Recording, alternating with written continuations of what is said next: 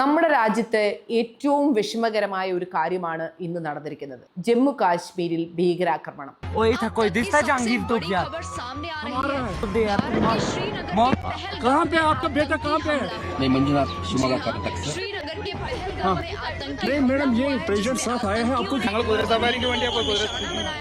പഹൽഗാമിൽ 25-ലേറെ പേർ ഇപ്പോൾ കൊല്ലപ്പെട്ടതായിട്ടാണ് സൂചന. ഇതൊരു ടൂറിസ്റ്റ് പ്ലേസ് ആണ്. അറ്റാക്ക് ഉണ്ടായിരിക്കുന്നത് വിനോദസഞ്ചാരികൾക്ക് നേരെയാണ്. ഇതിന്റെ ഉത്തരവാദിത്തം ദി റെസിഡന്റ് ഫ്രണ്ട് എന്നുള്ള ടെററിസ്റ്റ് ഗ്രൂപ്പ് ഏറ്റെടുത്തിട്ടുണ്ട്.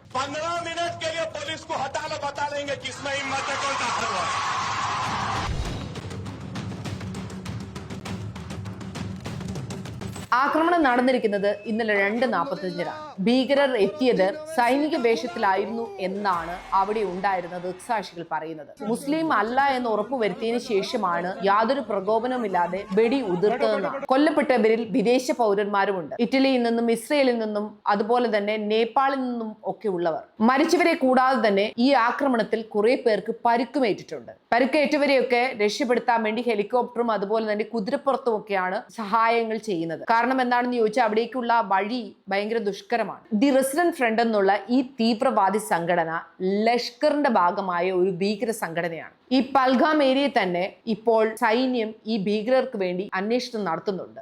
ആഭ്യന്തരമന്ത്രി അമിത് ഷാ കാശ്മീരിൽ ഇപ്പോൾ എത്തിയിട്ടുണ്ട്. അതുപോലെ തന്നെ ഒമർ അബ്ദുള്ളയും സംഭവ സ്ഥലത്ത് എത്തിച്ചേർന്നിട്ടുണ്ട്.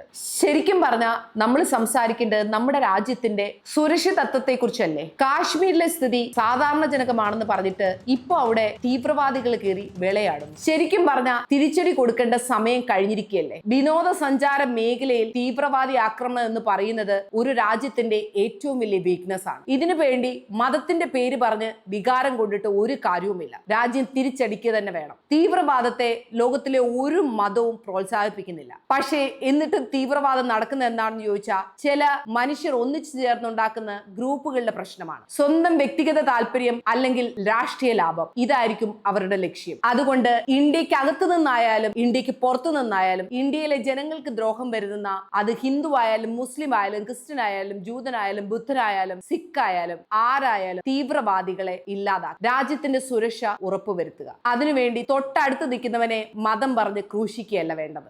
വീണ്ടും ഞാൻ പറയുകയാണ്, ചൈന നമ്മളെ ആക്രമിക്കുന്നു, പാകിസ്ഥാൻ നമ്മളെ ആക്രമിക്കുന്നു, ബംഗ്ലാദേശ് നുഴഞ്ഞു കയറുന്നു. ഇന്ത്യയുടെ സുരക്ഷിതത്വം എവിടെയാണ്? ഇന്ത്യയിലെ ജനങ്ങൾ, സാധാരണ ജനങ്ങൾ, അതാണ് നമ്മുടെ വിഷയം. അതിനെക്കുറിച്ചാണ് നമ്മൾ സംസാരിക്കേണ്ടത്. അതിനായിട്ടാണ് നമ്മൾ നടപടികൾ എടുക്കേണ്ടത്.